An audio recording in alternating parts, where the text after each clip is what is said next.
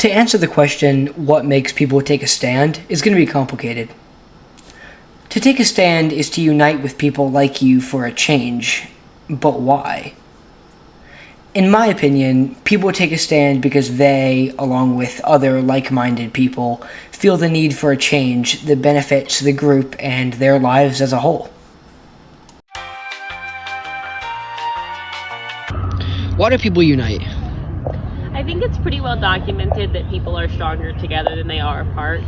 Of course, I think it's possible to make change as a single person, but if you're trying to make change on a significant scale, then when you have more people that are working with you, there's kind of a greater legitimacy to the movement. You have more connections, you have more networking and influence over other people.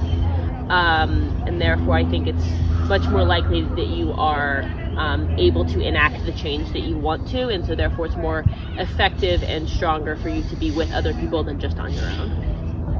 Ashley talks about how it's very well documented that humans work better together. An example of this would be during the Greensboro sit-ins in 1960. There were 4 college students that sat at a white-only lunch counter and refused to move. Because there were 4 of them, there was nothing that the store could do about it. They sat there through all the violence, but they sat there together. The next day, more people joined the movement, and from there, it was in their hands. No one could do anything about it because there was a large group of people who all had the same idea.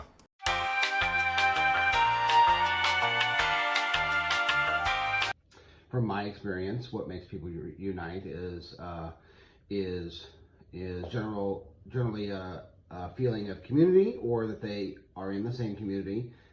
However you define community, that could be same color, same hairstyle, same clothes that they wear, could be same geolocation, political stance, could be the same planet, or maybe even the same universe. We'll see. But their sense of community, however that is defined at the current time, is what brings them together. Just like Ashley, he really emphasized how people unite because of a sense of community. He talked a lot about how community can really be anything, and gave multiple examples of this, like race, location, or opinion. Opinion is the most powerful of the bunch there, though, because opinion has the mind behind it. And after all, the mind is kind of what runs this whole show in the first place.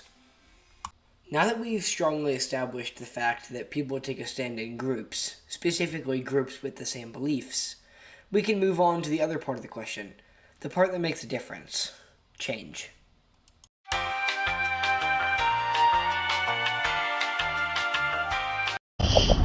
I think part of the human experience, if you will, is always wanting to improve things if you possibly can. Having an experience or creating experience and then identifying how you can improve upon that, how can you make it more efficient, how can you make it better, more inclusive, whatnot. I think it's just part of what we do as humans is always trying to make things better if we possibly can.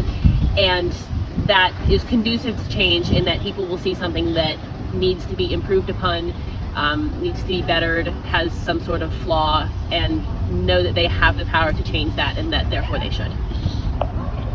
Something that stuck out to me in that interview was how she really talked about how, as humans, it's in our nature to always be striving to make things better for ourselves. She specifically said that we look for things that can be made more inclusive or more efficient.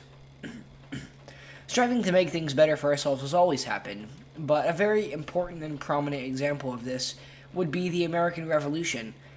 The American Revolution is really just a bunch of people that had the same idea for a better life. And going back to the original question, that opportunity for something better is what fuels this whole operation. I had been out of university. I went to undergraduate at Vanderbilt University in Nashville. I had a very influential individual in my college career. She ran the Vanderbilt Outdoor Recreation Program. She was my manager while I was there. She trained me to be a manager, and I worked under her for 4 years. Wonderful person.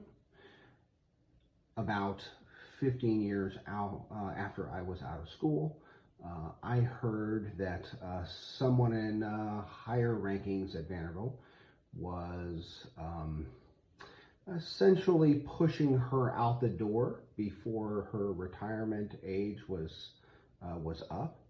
Um, and I heard from other individuals that were alumni in our program that they were disgruntled about this and they were sad to hear this. And we worked together in a written and as alumni in a writing campaign and a calling campaign into the deans of the school to explain to them the value that this individual had on our lives and what have you. And we had her essentially reinstated at the university, and she went on to have a successful remaining career and retired from the university. And we felt that was to everyone's great benefit, hers, ours, and the students. In his answer, he talked about how him and his former students banded together to keep a very important college professor from losing her job at the university. They did this because the person had a big impact on their lives, and they all wanted her to keep her job.